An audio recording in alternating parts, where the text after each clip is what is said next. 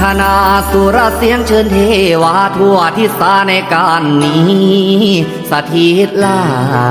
ทินธานีทาสตรีแมนสวง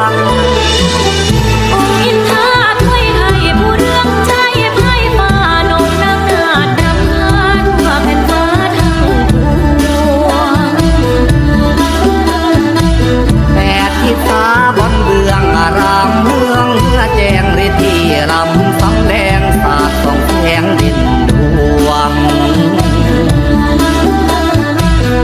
บารมีนาคาพระบุญญาเนื้อลำพิสุทธิ์สีดีงามขนองนำมาคุ้ม